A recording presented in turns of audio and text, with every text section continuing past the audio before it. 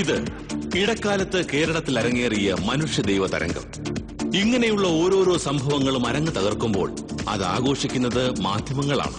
പല രീതിയിലുള്ള വാർത്തകൾ തയ്യാറാവുകയായി നമ്മുടെ ചാനലുകളിൽ. വാർത്തകൾ അല്പസമയത്തിനുള്ളിൽ.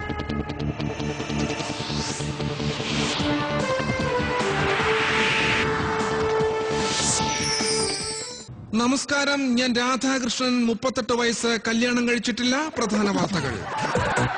ചിക്കൻ ഗുനിയയെ കുറിച്ച് പഠിക്കാൻ വന്ന 3 അംഗ വിദഗ്ധ സംഘം ഇന്നലെ ഡൽഹിക്ക് മടങ്ങി. 3ന്റെയും ശവസംസ്കാരം ഇന്ന് വീട്ടുവളപ്പിൽ നടക്കും.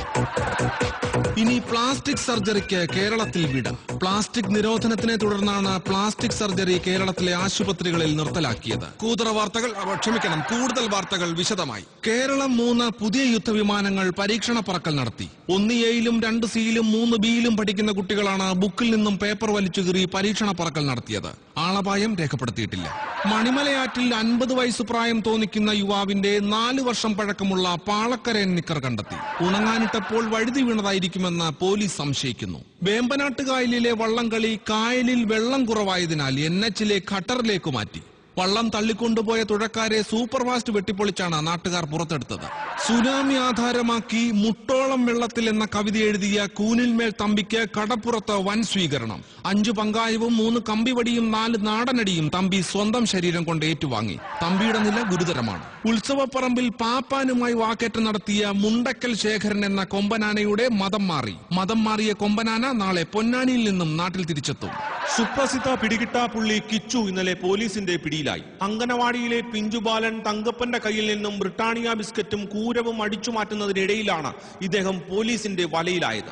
ഇയാളുടെ കയ്യിൽ നിന്നും പിടിച്ചെടുത്ത അപ്പുപ്പ അമ്മുമ്മ ഊത്താമ്പെട്ടി ടയർ ഗോലി തുടങ്ങിയ മാരക കളിക്കോപ്പുകൾ ജനങ്ങൾ കാണെ പോലീസ് നിർത്തിവെച്ചു.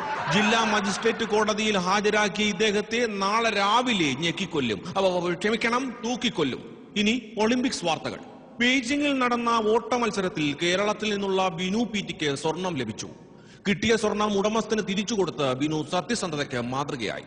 ട്രാക്കിൽ കിടന്നാണ് ജപ്പാൻകാരന്റെ 1 ഗ്രാം തങ്കത്തിൽ പൊതിഞ്ഞ അരഞ്ഞാണം ബിനുവിന് കിട്ടിയത്. അമ്പെയ്ത്ത് മത്സരത്തിൽ ഇന്ത്യക്ക് സ്വർണം നഷ്ടപ്പെട്ടു. റഫറിക്ക് കണ്ണും. ഒളിമ്പിക്സിൽ വെടിവെപ്പിൽ സ്വർണം നേടിയ ആ മഹത് വ്യക്തിയുടെ ഗുരുവെന്ന് സ്വയം അവകാശപ്പെടുന്ന മേജർ രാമദേവന് ഇന്ന് ജന്മനാട് സ്വീകരണം നൽകുകയാണ്. ഇപ്പോൾ കിട്ടിയ വാർത്ത: നഗരത്തിൽ ആളുകളെ വിഴുങ്ങുന്ന ഒരു ഭീകരജീവി പരിഭ്രാന്തി പരത്തുകയാണ്. ജനങ്ങൾ ജാഗരൂകരായിരിക്കണമെന്ന് ഗവൺമെന്റ് അഭ്യർത്ഥിച്ചു. ഭീകരജീവിയെക്കുറിച്ച് എന്തെങ്കിലും വിവരം കിട്ടിയാൽ അറിയിക്കേണ്ട നമ്പർ മലയാളത്തിൽ 007, ഹിന്ദിയിൽ 007, തമിഴിൽ 7.